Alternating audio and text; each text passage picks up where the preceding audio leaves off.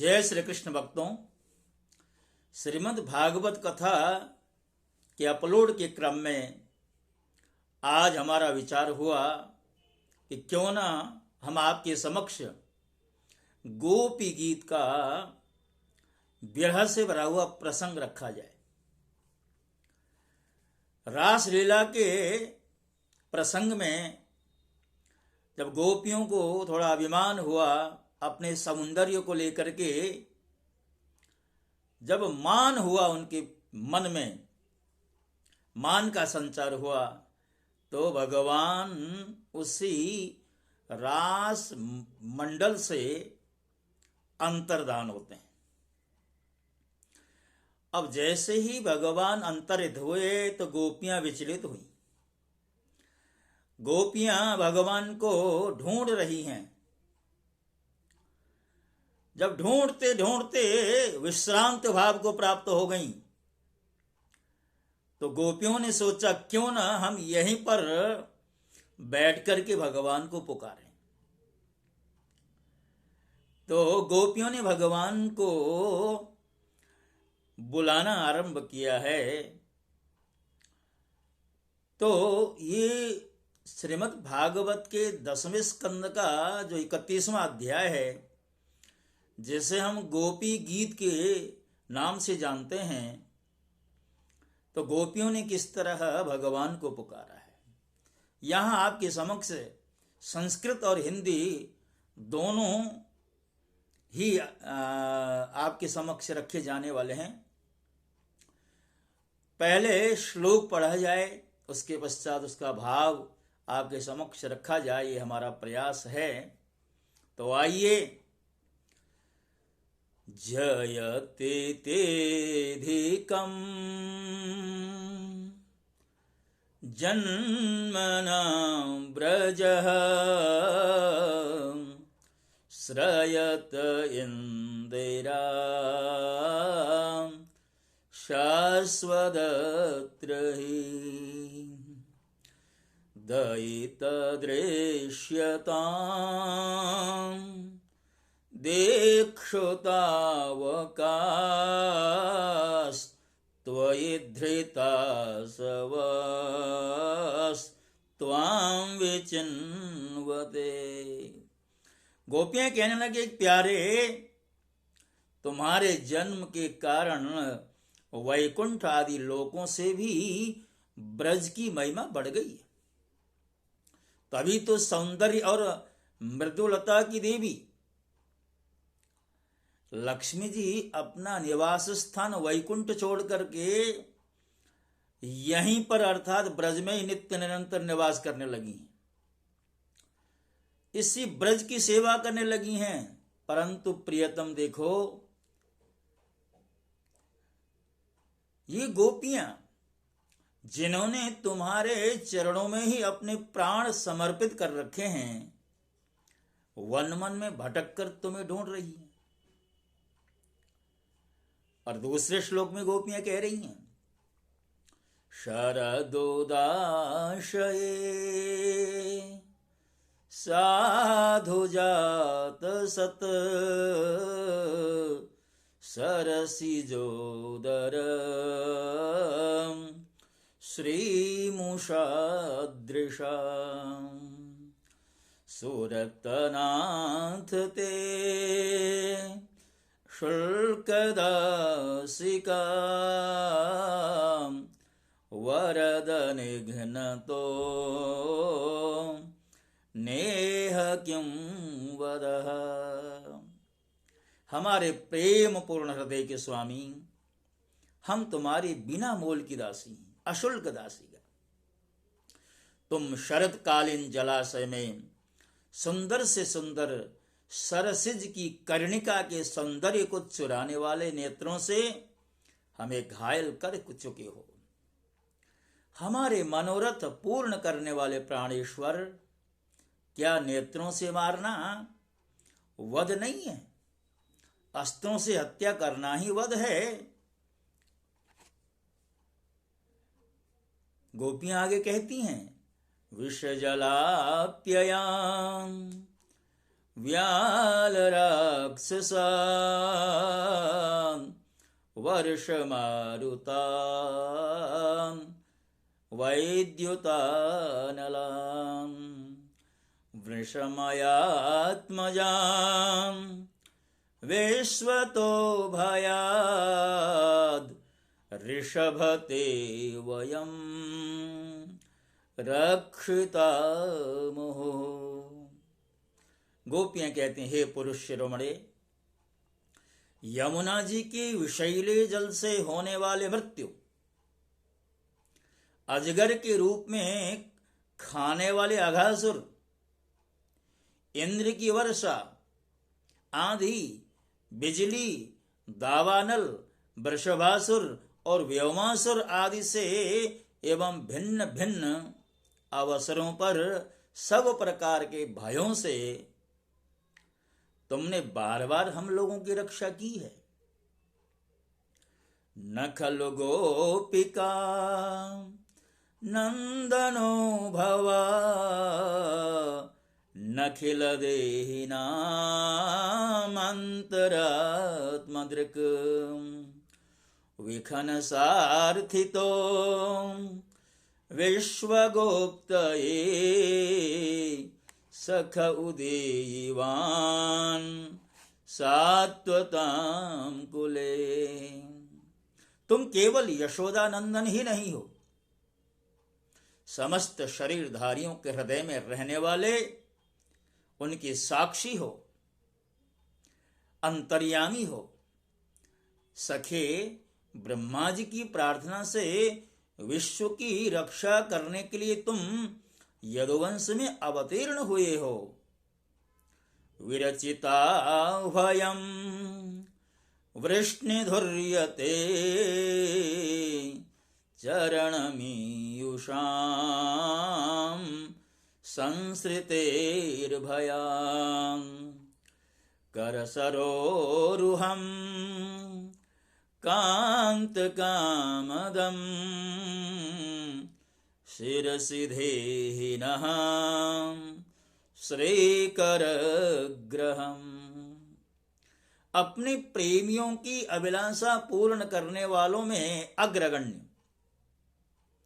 यदुवंश शिरोमणे, जो लोग जन्म मृत्यु रूप संसार के चक्कर से डर कर तुम्हारे चरणों की शरण ग्रहण करते हैं, उन्हें तुम्हारे कर कमल अपनी छत्र छाया में लेकर अभय कर देते हैं। हमारे प्रियतम सबकी लालसा अभिलाषाओं को पूर्ण करने वाला वही कर कमल जिससे तुमने लक्ष्मी जी का हाथ पकड़ा है, हमारे सिर पर रख दो। ब्रज जनार्तिहन वीरयोषितां निज जन स्मय ध्वंसन स्मित भज सखे भवत किंकरिः स्मनो जलरुहाननं चारुदर्शय। ब्रजवासियों के दुख दूर करने वाले वीर शिरोमणि श्याम सुंदर, तुम्हारे मंद मंद मुस्कान की एक उज्जवल रेखा ही तुम्हारे प्रेमी जनों के सारे मान मद को चूर चूर कर देने के लिए पर्याप्त है। हमारे प्यारे सखा, हमसे रूठो मत, प्रेम करो। हम तो तुम्हारी दासी हैं, तुम्हारे चरणों पर निछावर हैं। हम अबलाओं को अपना वह परम सुंदर सांवला सांवला मुख कमल दिखलाओ। प्रणत देहिनां पापकर्षणं तृणचरानुगं श्रीनिकेतनं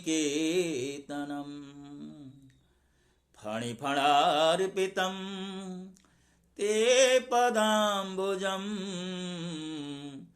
कृणुकुचे शुनः कृन्दिरिच्छयम्।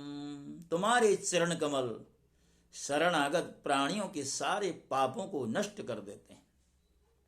वे समस्त सौंदर्य माधुर्य की खान हैं और स्वयं लक्ष्मी जी उनकी सेवा करती रहती हैं। तुम उन्हीं चरणों से हमारे बछड़ों के पीछे पीछे चलते हो और हमारे लिए उन्हें सांप के फणों तक रखने में भी तुमने संकोच नहीं किया। हमारा हृदय तुम्हारी विरह व्यथा की आग से जल रहा है। तुम्हारे मिलन की आकांक्षा हमें सता रही है। तुम अपने वे ही चरण हमारे वक्षस्थल पर रखकर हमारे हृदय की ज्वाला को शांत कर दो। आगे गोपियां कहती हैं कि मधुरया गिराम वल्गुवाक्यया बुधमनोज्ञया पुष्करे क्षणं विधिकरीरिमां वीरमुह्यति रधरसेधुनाप्याययस्वनः। हे कमल नयन, तुम्हारी वाणी कितनी मधुर है। उसका एक एक पद, एक एक शब्द, एक एक अक्षर मधुराति मधुर है।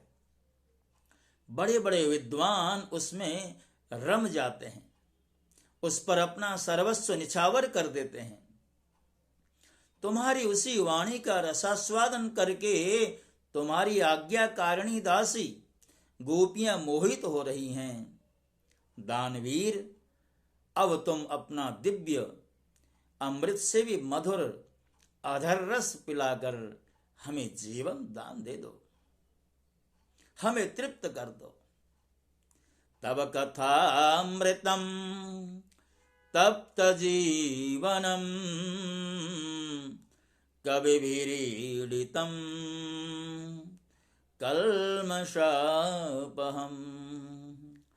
श्रवणमंगलम श्रीमदाततं भुवि गृह्णन्ति ते भूरिदा जनाः। हे प्रभु, तुम्हारी लोक कथा भी अमृत स्वरूप है। विरह से सताए हुए लोगों के लिए तो वह जीवन सर्वस्व ही है। बड़े बड़े ज्ञानी महात्माओं, भक्त कवियों ने उसका गान किया है। वह सारे पाप ताप तो मिटाती ही है, साथ ही श्रवण मात्र से परम मंगल परम कल्याण का दान भी करती है।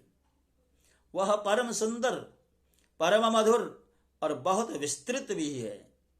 जो तुम्हारी उस लीला कथा का गान करते हैं, वास्तव में भूलोक में वे ही सबसे बड़े दाता हैं। प्रहसितं प्रियं प्रेम वीक्षणं विहरणं च ते ध्यानमंगलम् रहसि संविदो यारिदि स्पृशः कुहकनो मनः क्षोभयन्ति। प्यारे, एक दिन वह था जब तुम्हारी प्रेम भरी हंसी और चितवन तथा तुम्हारी तरह तरह की क्रीड़ाओं का ध्यान करके हम आनंद में मग्न हो जाया करते थे। उनका ध्यान भी परम मंगलदायक है। उसके बाद तुम मिले, तुमने एकांत में हृदय स्पर्शी ठिठोलियां की, प्रेम की बातें कहीं। हमारे कपटी मित्र अब वे सब बातें याद आकर हमारे मन को क्षुब्ध किए देती हैं, हमें तड़पाती हैं।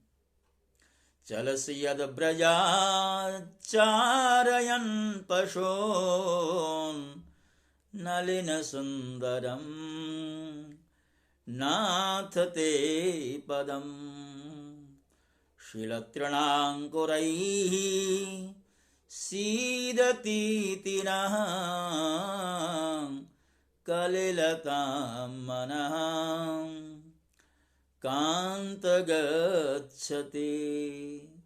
हमारे प्यारे स्वामी, तुम्हारे चरण कमलों से भी सुकोमल और सुंदर हैं।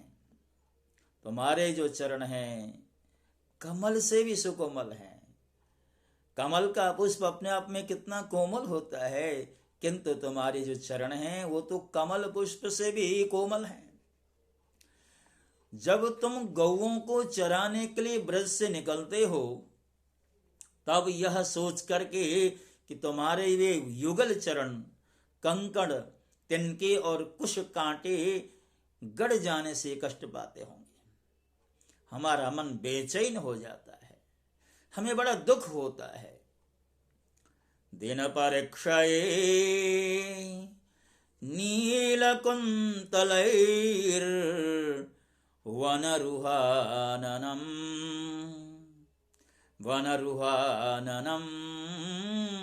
बिभ्रदावृतम्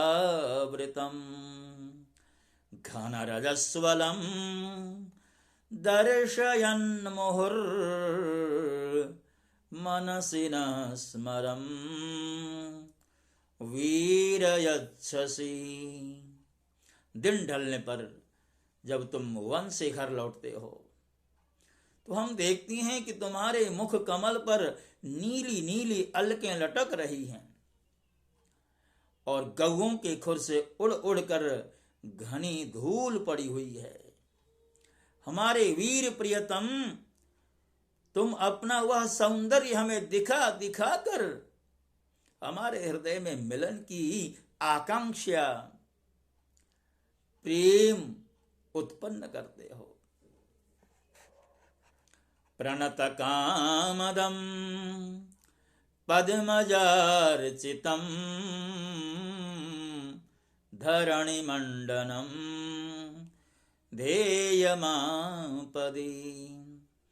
चरणपङ्कजं शन्तमं च ते रमणनस्तने स्वर्पयाधिहन्।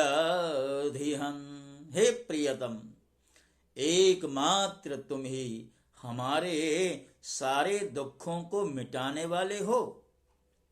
तुम्हारे चरण कमल शरणागत भक्तों की समस्त अभिलाषाओं को पूर्ण करने वाले हैं।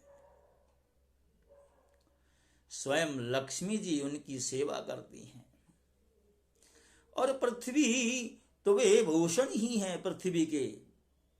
आपत्ति के समय एकमात्र उन्हीं का चिंतन करना उचित है, जिससे सारी आपत्तियां विपत्तियां कट जाती हैं। हे कुंज विहारी, हे प्रियतम, तुम अपने वे परम कल्याण स्वरूप चरण कमल हमारे वक्षस्थल पर रखकर हृदय की व्यथा शांत कर दो। सुरतवर्धनम शोकनाशनम स्वरितवेणुना सुष्ठुचुम्बितम् इतररागविस्मारणं नृणां वितरवीरनस्ते धरामृतम्। वीर शिरोमणि, तुम्हारा अधरामृत मिलने के सुख को, आकांक्षा को बढ़ाने वाला है। वह विरहजन्य समस्त शोक संताप को नष्ट कर देता है। यह गाने वाली बांसुरी भलीभांति उसे चूमती रहती है। जिन्होंने एक बार उसे पी लिया, उन लोगों को फिर दूसरों और दूसरों की आसक्तियों का स्मरण भी नहीं होता। हमारे वीर, अपना वही अधरामृत हमें वितरण करो, उसका हमें पान कराओ। अटत यद भवानन्हि काननम त्रुटिर्योगायते त्वाम पश्यताम कुटिलकुंतलम श्रीमुखं च ते जड उदीक्षताम् पक्ष्मकृदृशाम्। प्यारे, दिन के समय जब तुम वन में विहार करने के लिए जब चले जाते हो, तब तुम्हें देखे बिना हमारे लिए एक एक क्षण युग के समान हो जाता है। और जब तुम संध्या के समय लौटते हो तथा घुंघराली अलकों से युक्त तुम्हारा परम सुंदर मुखारविंद हम देखती हैं, उस समय पलकों का गिरना हमारे लिए भार हो जाता है और ऐसा जान पड़ता है कि इन नेत्रों की पलकों को बनाने वाला विधाता मूर्ख है। अर्थात जिस विधाता ने पलकें बनाई हैं, मानो उसने समझदारी नहीं दिखाई है। ऐसे मनमोहक सौंदर्य भरा स्वरूप हम जब देखती हैं, उसी समय जब हमारी पलकें गिर जाती हैं तो हम विधाता को कोसते हैं, अरे विधाता तूने पलकें बनाई ही क्यों? हम तो निरंतर निरंतर उस श्याम सुंदर का सौंदर्य निहारना चाहती हैं अखंड रूप से। पतिसुतान्वय भ्रातृबान्धवा नति विलङ्घ्यतेऽन्त्यच्युता गतः गतिविदस्तवोन् गीतमोहिता कितव योषितः कस्त्यजेन्निशि। प्यारे श्याम सुंदर, हम अपने पति, पुत्र, भाई, बंधु और कुल परिवार का त्याग कर उनकी इच्छा और आज्ञाओं का उल्लंघन करके तुम्हारे पास आई हैं। हम तुम्हारी एक एक चाल जानती हैं, संकेत समझती हैं और तुम्हारे मधुर गान की गति समझकर उसी से मोहित होकर यहाँ आई हैं। कपटी, इस प्रकार रात्रि के समय आई हैं और रात्रि के समय आई हुई युवतियों को तुम्हारे सिवा और कौन छोड़ सकता है? रहसि संविदं हृच्छयोदयं प्रहसिताननं प्रेम वीक्षणं बृहदुरः श्रियो वीक्ष्य धाम ते मुहुरति स्पृहा मुह्यते मनः। प्यारे, एकांत में तुम मिलन की आकांक्षा, प्रेम भाव को जगाने वाली बातें करते थे, ठिठोली करके हमें छोड़ते थे, छेड़ते थे। तुम प्रेम भरी चितवन से हमारी ओर देखकर मुस्कुरा देते थे और हम देखती थी तुम्हारा